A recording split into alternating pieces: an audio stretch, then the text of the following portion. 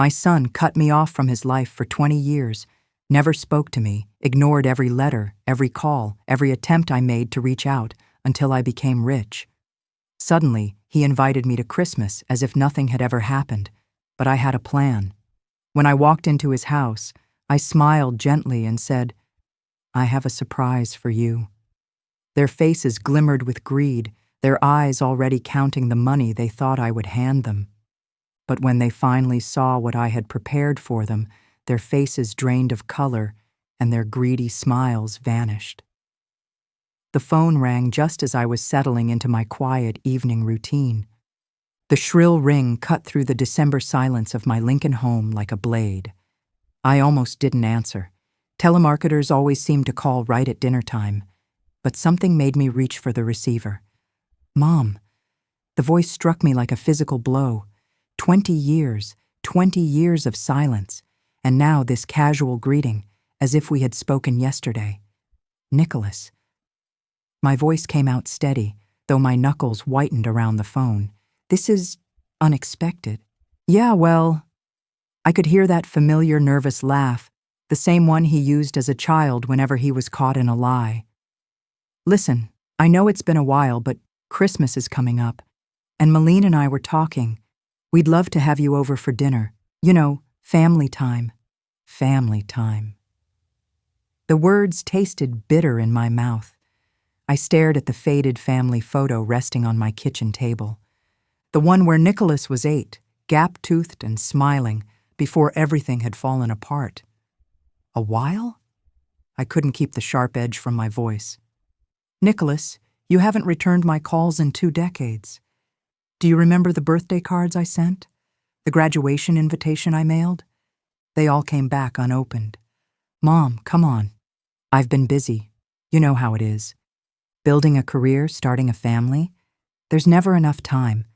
Never enough time." I rose from my chair, pacing the narrow kitchen. Outside, Christmas lights flickered mockingly in the neighbors' windows. But suddenly, now there's time. Right after the news about my lottery win hit the papers. A pause. "Too long. I don't know what you're talking about." "Don't you?" I kept my voice deliberately calm. $15 million. Front page of the Lincoln Journal-Star last month. Quite a coincidence, this sudden invitation. "Mom, that's not... I'm happy for you, but that's not why I'm calling. We just thought it would be nice to reconnect. You're getting older, and I'm getting older." I almost laughed. I've been getting older for 20 years. "Nicholas, where were you when I had my heart surgery? When I spent Christmas alone in this empty house, year after year?" His voice shifted, defensive now. "Look, I know things haven't been perfect between us, but that's in the past. We're family. That has to count for something. Family." The word lingered between us like a curse. I thought of all the times I had sat by this very phone, waiting, hoping it would ring. All the unanswered messages, the returned letters, the birthdays spent in silence. "You're right," I said at last. "Family does count for something. I'll be there." "Really? That's great, Mom. Christmas Eve around 6. I'll text you the address." "You do that." I paused, letting the silence stretch. "And Nicholas, I have a surprise for you." "A surprise?" His voice brightened instantly, and I could practically hear the dollar signs clinking in his tone. "What kind of surprise?" "You'll see." I hung up before he could respond. I set the phone down carefully, my hands trembling just slightly.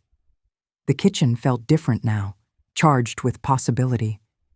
Outside, the snow had begun to fall, dusting the quiet streets of Lincoln with white. I stood there for a long moment, staring at nothing, my mind drifting back to the last time I had seen my son's face. It had been so long ago, yet some wounds never truly heal. They just wait, buried under years of resignation and quiet dignity, until the right moment comes to reveal themselves.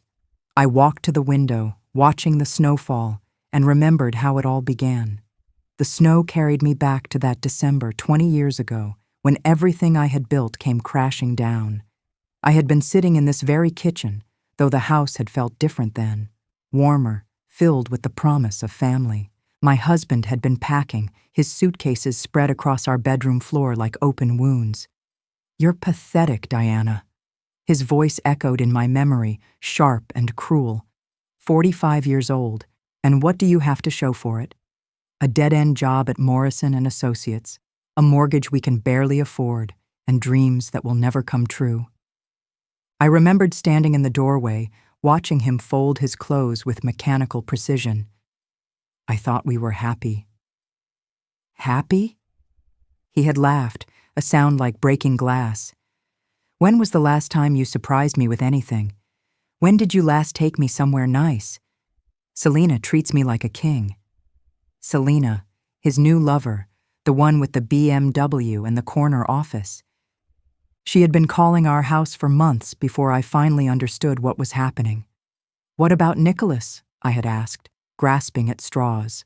"He needs stability. He needs his father. He needs a winner for a father." My husband slammed the suitcase shut. "All you've ever been is a disappointment." The divorce had been swift and brutal. His lawyer had been expensive, ruthless. My own lawyer was overworked and underpaid. He walked away with the house, the car, and, worst of all, our son's loyalty. I moved into a small rental in Lincoln, starting over at 45 with nothing but my accounting job and the bitter taste of betrayal. Nicholas had been 18 then, old enough to choose sides, and he chose his father without hesitation. "Dad's right," he had said during one of our last conversations, his voice cold with teenage certainty. "Mom are just making excuses. Maybe if you'd tried harder, been more successful, none of this would have happened." I had tried to explain, to make him understand, but he had already decided. The stepmother had money, influence, connections. What did I have? A small apartment and a broken heart. 20 years of silence followed. 20 years of birthday cards returned unopened, of phone calls that went straight to voicemail, of Christmas mornings spent alone in this quiet house. I had learned to live with the emptiness, to find meaning in small things, my work, my books, the occasional kindness of neighbors. But I had never stopped hoping, never stopped believing that someday my son would remember the woman who had taught him to ride a bike, who had stayed up all night when he had pneumonia, who had loved him unconditionally, even when love was not enough. The lottery win had changed everything. $15 million, tax-free, from a ticket I had bought on a whim at Casey's General Store. The story had made the local news, then spread to the state papers. Within a week, my phone had started ringing again. Old friends I hadn't heard from in years, distant relatives I had forgotten existed. And then today came the call I had been both waiting for and dreading in equal measure. I walked to my desk and pulled out the folder I had been assembling for months. Bank statements, investment records, legal documents, everything I would need for Christmas Eve. Everything I would need to show my son exactly what kind of woman his mother had become. Outside, the snow continued to fall, covering Lincoln in pristine white. Soon, very soon, I would have my chance to give Nicholas and Stanley the surprise they had been waiting for. But something told me it wouldn't be quite what they expected. I smiled to myself as I closed the folder. 20 years was a long time to wait for justice, but some things I had learned were worth the wait. Isolation had been my teacher, though I hadn't realized it at the time. After the divorce, when loneliness settled deep into my bones like Lincoln's winter cold, I needed something to fill the endless hours. That was when I discovered my gift for numbers, not just the accounting kind, but the kind that could build empires from dust. It started with a foreclosure notice I had seen in the Lincoln Journal-Star back in 2008. A small duplex on the south side. Nothing remarkable, but the price caught my eye. While everyone else was running scared from the collapsing housing market, I saw opportunity. I drove past the property on my lunch break, noting the solid bones beneath the peeling paint and the overgrown yard. That night, I spread newspaper clippings across my kitchen table, their yellowed edges curling in the lamplight. Mortgage rates, property values, market predictions. I devoured them all like a starving woman. The old wooden chair creaked under my weight as I leaned forward, calculating risks on the backs of utility bills. "You sure about this, Mrs.?" Creed. The banker had looked at me over his glasses, skeptical. "Real estate's a dangerous game right now." "I'm sure." I signed the papers with steady hands, though my heart was pounding. It was every penny I had saved since the divorce, plus a small loan against my modest retirement account. The duplex became my evening project. I would drive there after work, tools rattling in my trunk, and spend hours scraping paint, fixing leaks, replacing rotted boards. The physical labor felt good, purposeful. For the first time in years, I was creating something instead of just surviving. 6 months later, I had tenants, good people, a young couple just starting out, grateful for clean walls and working plumbing. The rent covered my mortgage with a small profit left over. I reinvested immediately, buying another property, then another. The Great Recession became my golden opportunity. While others lost fortunes, I built mine quietly, one careful purchase at a time. I learned to read neighborhoods like books, to spot potential where others saw only problems. The midnight calculations became routine, spreadsheets glowing on my computer screen, tracking income and expenses with methodical precision. By 2015, I owned 12 properties across Lincoln. By 2020, 23. I still lived in the same small rental, drove the same reliable Honda, wore the same modest clothes, but beneath the surface, I was accumulating power, the kind that comes from smart decisions made in patient solitude. The lottery win had been luck, yes, but it landed on a foundation I had built through discipline and determination. $15 million added to what I had already earned through sweat and strategy. I was worth more than Nicholas could ever imagine, more than Stanley would ever believe possible. I glanced at the clock. Nearly midnight. The snow had stopped falling, leaving Lincoln wrapped in pristine silence. Tomorrow would bring new challenges, new opportunities to prove that the quiet woman they had dismissed as a failure had become something else entirely. Did Nicholas know the full extent of what I had accomplished? Did he understand that his mother wasn't just lucky but smart? I doubted it. In his mind, I was still the broken woman who had lost everything 20 years ago. But that woman was gone, replaced by someone who had learned to turn loneliness into strength, failure into triumph. The house settled around me with familiar sounds. I had work to do, plans to finalize. Christmas Eve was approaching, and I intended to be ready. Morning arrived with a fresh layer of snow on the windowsills. I sat at the kitchen table, nursing a cup of coffee, when the phone rang again. 2 calls in as many days, after 20 years of silence. The sound made me pause, cup frozen halfway to my lips. Diana. The voice carried that same breathy tone he always used when he wanted something, though the years had roughened its edges. "I hope you don't mind me calling. I got your number from Nicholas." I set my cup down with care. "Stanley, how thoughtful of you to reach out. Listen, I know things ended badly between us, but we have a son together. That has to count for something, right? Nicholas is in trouble, Diana. Serious trouble. He needs help." And I thought, well, with your recent good fortune. I caught the faint rustling in the background, whispers. Then Nicholas's voice, low but clear. "Ask for more. Tell her it's urgent." What kind of trouble? I kept my tone even, though my grip on the receiver tightened. His business, you know how it is.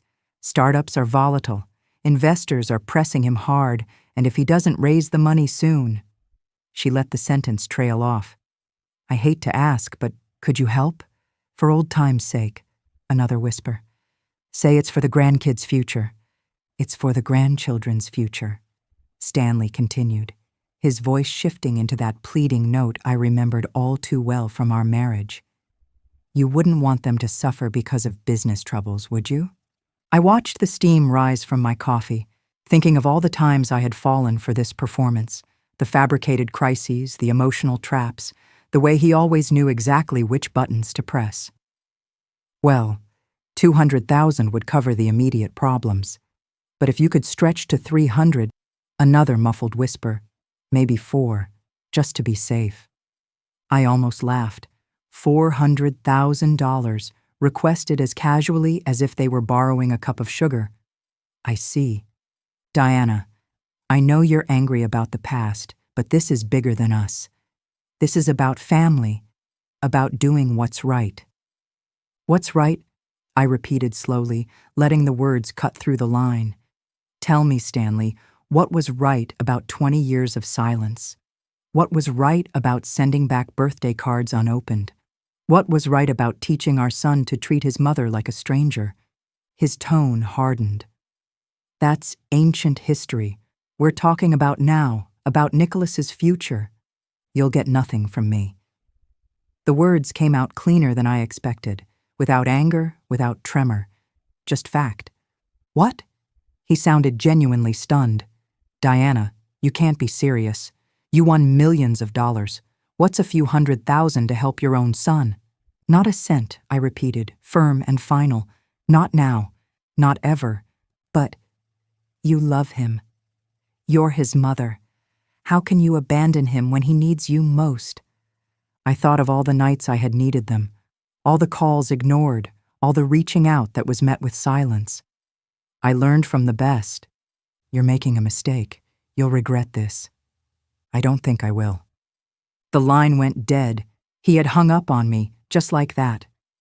I set the phone down gently and turned toward the window. Outside, snow kept falling in steady silence. But this silence felt different. Not empty anymore, but full of possibility. I had passed the test. 20 years ago, I would have written the check, desperate to buy back their affection. But the woman I had become knew something the old Diana never understood. Respect cannot be purchased, and love that comes with a price tag is not love at all. I finished my coffee and began mapping out my next move. Christmas Eve was still days away, and I knew Stanley and Nicholas wouldn't give up their little scheme so easily. That was fine. I had already waited 20 years. I could wait a few more days to see just how far their greed would take them. The phone sat quiet on the table, and I found myself almost wishing it would ring again. Each call made the coming revelation sweeter, each plea sharpening my resolve. They still thought they were dealing with the same broken woman from decades ago. They had no idea who I had become. Sleep would not come that night. By dawn, I already knew what had to be done. Morning light spilled across the kitchen floor as I sat with my coffee, staring at the phone. One more test, one final confirmation of what I had suspected all along. With steady fingers, I dialed Nicholas's number. Mom? Nicholas sounded surprised, maybe even a little pleased. I didn't expect to hear from you so soon. I've been thinking about what your father said yesterday, about your problems. Oh, that. His tone shifted, guarded now. He probably made it sound worse than it is. You know how he worries. I leaned back in my chair, watching the winter wind rattle the window panes. Actually, Nicholas, I said slowly, I called because I have some problems of my own. Problems? Financial ones? His breathing changed, quick and sharp. I'm afraid I made some terrible decisions with the lottery money, got caught up in cryptocurrency, Bitcoin, Ethereum, all those flashy things. They warned me it was risky, but I thought I knew better. Oh no. His tone wasn't sympathetic, it was calculating. How bad is it? Pretty bad. Lost most of it in a market crash last week. Volatile investments. They warned me, but I wouldn't listen. Now I might have just enough left to cover Christmas dinner, but not much more. Silence stretched between us. I could almost hear his thoughts shifting, recalculating. Well, he said finally, his voice colder than the Nebraska winter. That's really unfortunate, Mom. I guess these things happen. They do, I replied, leaving space for him to offer comfort, anything that might sound like care. Nothing came. So, about Christmas, he cleared his throat. Maybe it's better if you don't come this year. With everything you're dealing with, you should probably focus on your finances. There it was, the mask slipping completely. I see, I answered evenly, though inside I felt a cold satisfaction. So the invitation is off the table. It's just, you understand, right? Dad's been planning this big meal, and we were kind of counting on, well, anyway, it's probably better this way. Less stress for everyone. Less stress. I nodded to myself. Of course, I wouldn't want my presence to be a burden. Mom, don't be like that. It's just practical. When you get back on your feet, we'll definitely get together. When I get back on my feet, I echoed with a grim smile. Right. Look, I have to run. Conference call in 5 minutes. We'll talk soon, okay? The line went dead before I could answer. I set the phone down and stared out at the snow-covered streets of Lincoln. 20 years of silence, and the moment they thought I was broke, it returned. Silence all over again. I had expected it, but the confirmation still stung. Not because it surprised me, but because it crystallized everything I already knew. Love with conditions isn't love at all. It's just a transaction. I walked to the window and pressed my palm against the cold glass. Outside, neighbors were beginning their day, warming cars, shoveling driveways, ordinary people living ordinary lives. People who could take for granted that their families loved them for who they were, not for what they owned. My test was complete. The verdict was clear.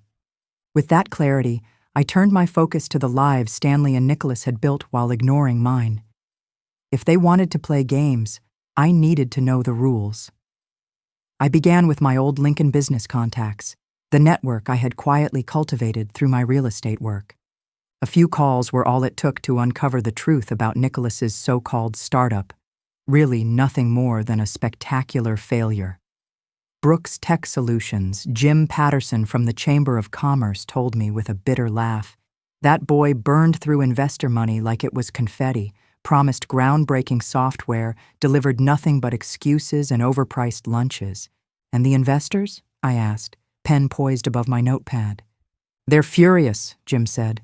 Word is he owes nearly $2 million. Venture capital firms, private backers, some are already talking to lawyers. I scribbled it down methodically. $2 million in debt. That explained the desperation. The internet filled in the rest of the picture. Nicholas's LinkedIn showed one failed venture after another, each lasting just long enough to attract investors before collapsing. His Instagram painted a life of luxury, fine dining, flashy cars, designer suits, all paid for with other people's money. But it was Stanley's online presence that disgusted me most. His Facebook page told a different story, posts of him looking weary, accompanied by long captions about his brave fight with cancer. Day 47 of chemo, one read. The treatments are draining, but your donations keep me strong. Every dollar helps cover medical bills. Strangers, moved by pity, had been sending money. I scrolled further, each post more manipulative than the last. Pleas for prayers, heartfelt thanks for donations, thousands of dollars pouring in, all built on a lie. And I knew it was a lie, because Stanley wasn't sick at all. He was simply greedy. A quick word with a contact at Lincoln Hospital confirmed what I already suspected. No oncology visits, no chemotherapy, not even a minor cancer screening. The records were clean. Stanley's entire illness was nothing more than a performance staged for sympathy and cash.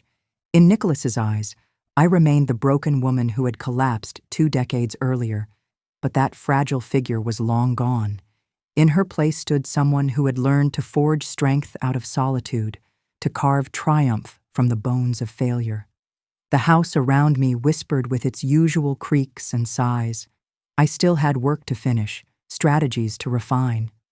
Christmas Eve was on the horizon, and I meant to face it fully prepared. I gathered everything into a neat folder, the same way I had once organized ledgers and contracts, bank statements, social media screenshots, testimonies from betrayed investors. Piece by piece, the trail painted a single picture: systematic fraud and emotional manipulation. They had always dismissed me as weak, but the woman they overlooked had built a quiet empire through patience and calculation. I closed my laptop as evening shadows crept across Lincoln. The glow faded from the screen, leaving the room in darkness. For once, I allowed myself a smile, not of joy, but of certainty. I was no longer the victim of this story.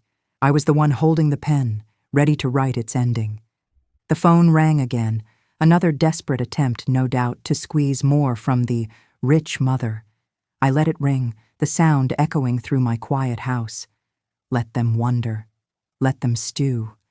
Christmas was only days away, and I still had work to finish. At dawn, I spread my notes across the kitchen table like a battle plan. Each detail was a weapon, each document a shield. Time to see how far Nicholas's greed would carry him. I dialed his number once more. He picked up on the second ring. "Mom, this is unexpected. Twice in 2 days." "I have good news," I said, settling into my chair. "Remember those cryptocurrency losses I told you about?" "Yeah." Nicholas's voice carried a trace of weariness, as if bracing for bad news. "Well, I managed to recover most of it. Day trading, bought the dip, rode it back up. Turned out better than I expected." 3 seconds of silence. I counted. "That's fantastic, Mom. I'm so relieved." The lie slipped out of him effortlessly, smooth as oil. "So I was thinking, maybe Christmas is back on, if the invitation still stands." Of course it does," Nicholas rushed in. "Dad will be thrilled. He's been looking forward to seeing you." Another lie, as smooth as the last. I could almost hear the calculations turning in his head, like coins clattering in an old cash register. "Actually, Mom, since you mentioned your recovery," his tone softened, almost intimate. "I know this is awkward, but I was wondering if you might help me with something. It's a business opportunity, time-sensitive, the kind of deal that could set me up for life. But I need to move quickly. 300,000 would cover the entry stake." 300,000, I repeated, as if tasting the number. It wasn't a request. It was a demand dressed up as opportunity. "I know it's a lot, Mom, but this isn't just about me," Nicholas pressed. "It's about securing the family's future, your grandchildren's future. And after everything that's happened, maybe this could be a fresh start for us." The audacity was breathtaking. He was pressing every button he thought still worked. "Tell me more about this opportunity," I said, adding just enough curiosity to keep him talking. "It's in the tech sector, AI development, revolutionary stuff. Early investors are projecting 500% returns within 18 months. The same script he must have pitched to dozens before me. I doubted he'd even bothered to change the numbers." 500%, I murmured. "That almost sounds too good to be true." "I know it sounds wild, but that's how breakthrough technologies work," Nicholas rushed on. "Remember when Bitcoin was worthless? The ones who got in early made fortunes." I let the silence hang, as though I were weighing his words carefully. In truth, I was marveling at how easily he revealed himself. No mention of paying me back, no acknowledgement of 20 years of silence, just his hand out, palm up, waiting. "I'll need to think about it," I said at last. Of course," Nicholas replied quickly. "But Mom, time really matters. The window closes after Christmas. So if you're going to do this, we have to move fast." The urgency was manufactured, classic pressure tactics. Create panic, leave no room for second thoughts. "I understand." "Let me sleep on it," I told him. "That's all I can ask. And Mom, thank you for even considering it. It means everything to me." I ended the call and leaned back, sunlight glinting off the notepad in front of me. He had swallowed the bait without hesitation. No suspicion, no questions about how I'd recovered my fortune so quickly, just pure, undiluted greed. I picked up my pen and wrote one word: confirmed. 20 years of silence, and now he wanted 300,000 after a 5-minute call. The audacity was almost impressive in its brazenness. Almost. I glanced at the clock. The business day was just beginning. There were other calls to make, other pieces to set in motion. Nicholas thought he was playing me, but the game had already shifted. I turned to the list of contacts I had compiled. The investors Nicholas had burned deserved to know exactly where their money had gone, and where the man who took it was hiding. I started with the venture capital firm. The receptionist transferred me to a Mr. Davidson, who already sounded weary despite the early hour. "You're calling about Nicholas Creed?" His tone sharpened immediately. "What's your connection to him?" Davidson demanded. "Let's just say I believe in accountability," I replied evenly. "I understand he owes your firm quite a sum." "Quite a sum" is an understatement. We're talking deliberate fraud. But he's vanished. No address, no contact. Our lawyers are at a dead end. "What if I told you I know exactly where he is?" I said. Davidson's chair squeaked. I could almost hear him leaning forward. "I'm listening." "Lincoln, Nebraska," I told him. "He's been hiding there for months, living at his father's house while plotting his next scheme." I gave him the address, phone number, and the social media evidence I had gathered. His excitement crackled through the line. "How do you know all this?" Davidson pressed. "Let's just say I have a personal interest in seeing justice served." After that call, I moved on to the private investors listed on Nicholas's failed company papers. Their reactions followed the same pattern: skepticism first, then fury as I laid out the proof of his whereabouts. "That little weasel," growled Helen Martinez, who had lost $50,000 to his so-called solar startup. I knew he was hiding somewhere. My lawyer said I'd need a private investigator to track him down. "Consider the investigation complete," I told her. "I'll also send you proof of his lifestyle. Photos of expensive dinners, luxury cars, designer clothes, all while claiming he was broke." By noon, I had reached 7 investors. By mid-afternoon, they were already organizing a collective lawsuit. By 3 o'clock, their lawyers were on a conference call, building a case from the evidence I had supplied. I sat in my home office, surrounded by papers and screenshots, listening as updates poured in. Each call filled me with a deeper sense of satisfaction. "Whoever you are," Davidson said when he called back, "you've given us exactly what we needed. We're filing emergency motions to freeze his accounts and seize whatever assets we can find. This will move in days, not weeks. Christmas might look very different for Diana." I filed away Davidson's card with the others, stacking them neatly like verdicts waiting to be read. For 20 years, Nicholas had slipped through life without ever facing the weight of accountability. That time was over. The phone rang again. This time it was Helen Martinez. "Our lawyers are coordinating with the others," she said. "We're going to hit him from every side at once. No more hiding, no more games." "I'm glad I could help," I replied. "One more thing," she added.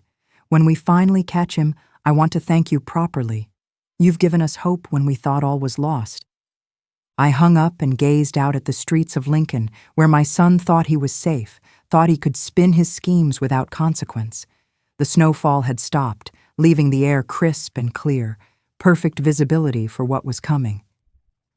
I opened my laptop and began drafting an email to the local news station. If Nicholas wanted to keep playing games with other people's money, then perhaps it was time the entire city of Lincoln knew what kind of neighbor he truly was. The next afternoon, I drove to the east side of Lincoln to gather the final piece of evidence. St. Elizabeth's Hospital loomed ahead, its brick walls dusted with snow. As I stepped inside, the scent of antiseptic hit me, sharp, familiar, pulling me back to my own heart surgery years ago, the one Nicholas hadn't even bothered to acknowledge. I walked through the lobby, my footsteps echoing on the polished floor. Families clutched flowers, their faces tight with worry. I found Janet Morrison in the records office, a woman I had once known through my accounting work for her late husband's practice. She looked up, startled. "Diana Creed? What brings you here today?" "Hello, Janet. I need a favor." "Delicate, I know." Her expression shifted into caution. "What kind of favor?" I slid a business card across the desk. "Davidson's firm. I'm assisting with a fraud investigation. There's a woman claiming cancer treatments she never received, collecting donations under false pretenses. People's lives are being affected." "Who is it?" Janet asked. "Stanley Creed," I said, the name tasting bitter. "He's been running a scam online, pretending to undergo chemotherapy that never happened." Something shifted in Janet's eyes. She had always valued honesty above procedure. "This stays between us," she whispered. 20 minutes later, I sat in my car with the printouts. Clean medical history, no cancer, no chemotherapy. Just routine checkups, a sinus infection last spring. Every page confirmed it. Stanley's cancer was a fabrication. Under the harsh fluorescent glow, I studied every line of those records. Not one mention of oncology, not a single chemotherapy appointment. The evidence was ironclad. Stanley's whole story was nothing but a well-crafted lie. I tucked the papers into my coat pocket. They felt heavy, like armor resting against my chest. Driving home through Lincoln's quiet streets, I let the steady snowfall wash over my thoughts. For a moment, at a red light, I wondered if I had crossed a line, using connections to obtain records that weren't meant for me. But then I pictured the families sending in $20 bills they couldn't spare, believing they were helping a dying man. Justice, I reminded myself, sometimes demands dirty hands. Back home, I slid the medical records into the folder beside the investor testimonies and lawsuit drafts. 3 separate lines of attack, all carefully timed. Stanley and Nicholas had spent 20 years believing they were untouchable. Tomorrow would test that belief. Outside, Christmas lights glittered in my neighbor's windows, cheerful and bright. I allowed myself a thin smile. For the Brooks family, the holiday season would be anything but merry. Their games were almost over. The phone rang once more that evening. I didn't bother answering. I already knew it would be another desperate plea from Nicholas or Stanley, one last attempt to squeeze money from me. But their time for demands had run out.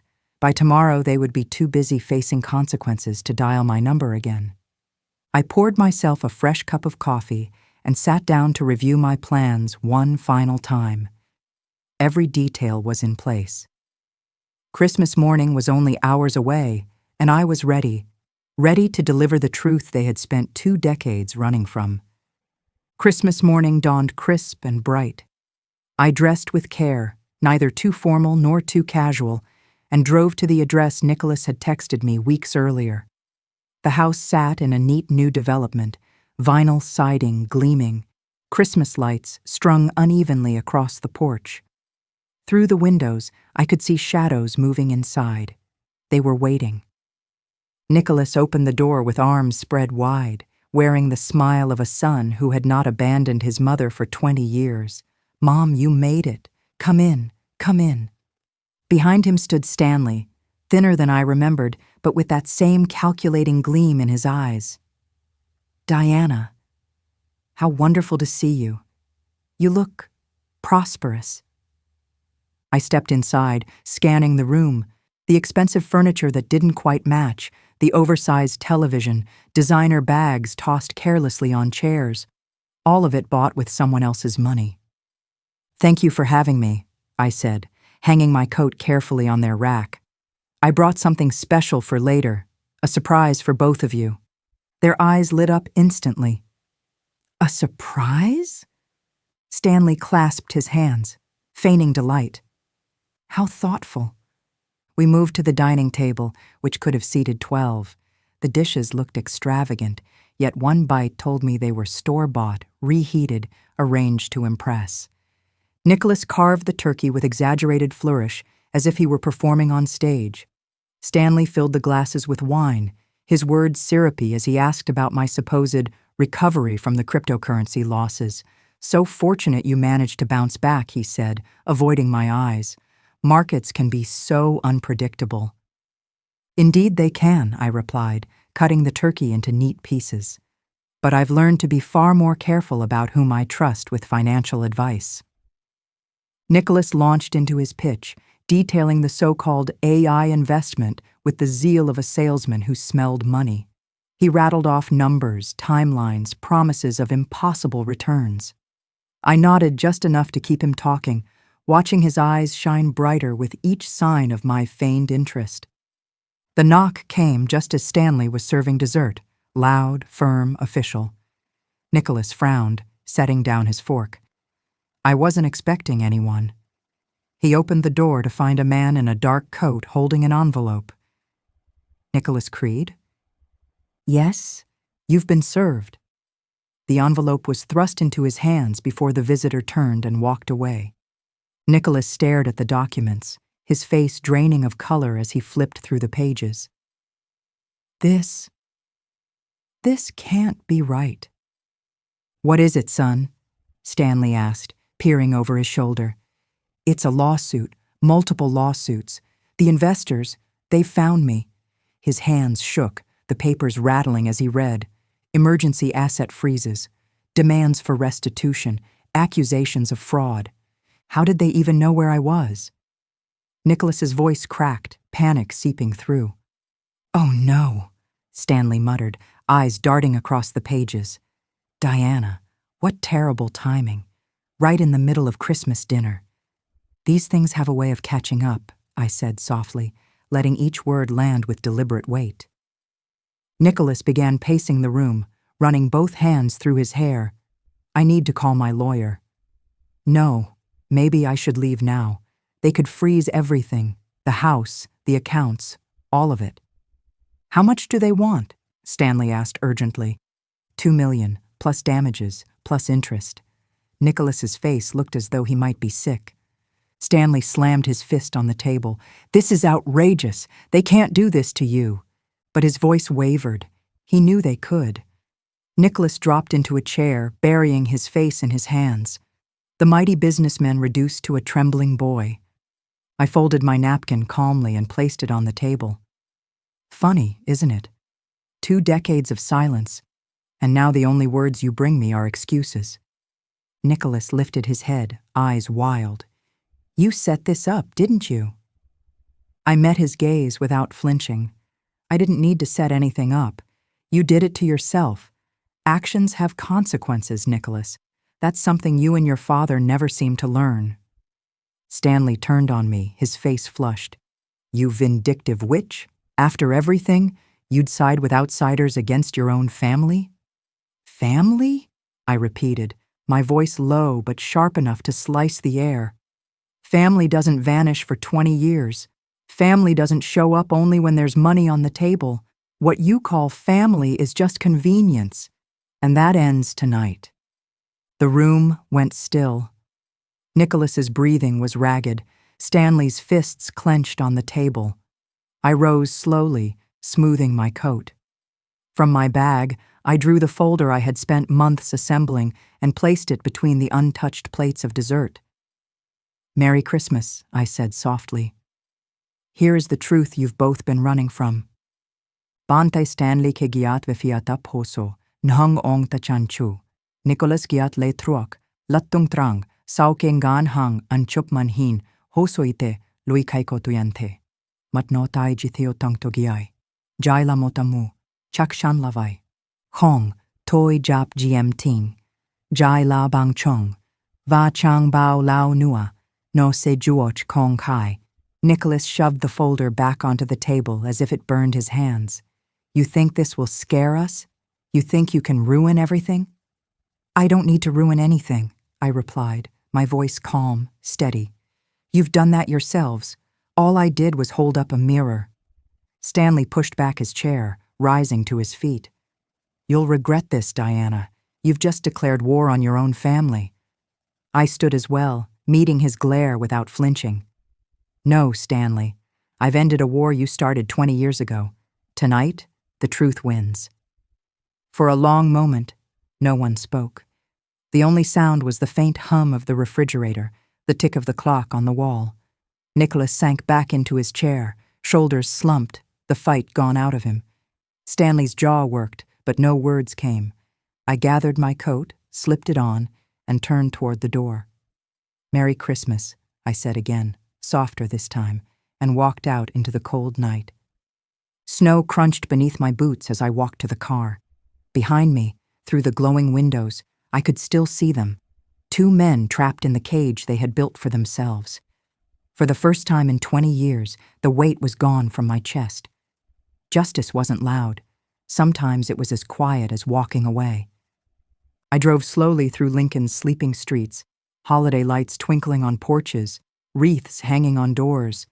Families inside were laughing, exchanging gifts, holding one another close. I didn't envy them. I had something rarer, peace, hard-won and dearly kept. When I finally reached home, I placed the folder back on my desk. The papers no longer felt heavy, they felt finished, like a chapter closed. I poured myself one last glass of wine and sat by the window, watching the snow drift quietly under the streetlights. For the first time in decades, I wasn't waiting for the phone to ring. I thought about the years behind me, the betrayals, the silence, the empty holidays, and realized they no longer had power over me.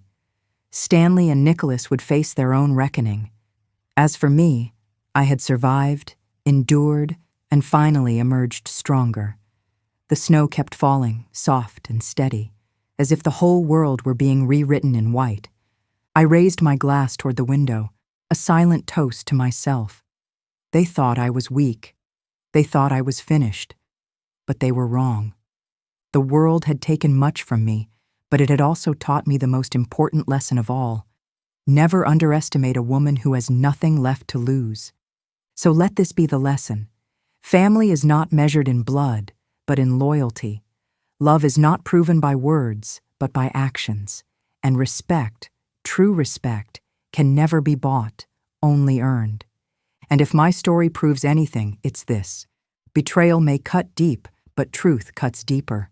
You can abandon a mother, you can mock her, you can strip her of everything she owns. But the day she rises, the lies you built your life upon will crumble to dust. So remember this, money fades, lies collapse, but dignity endures. And as long as I draw breath, I will never again let anyone mistake my silence for weakness.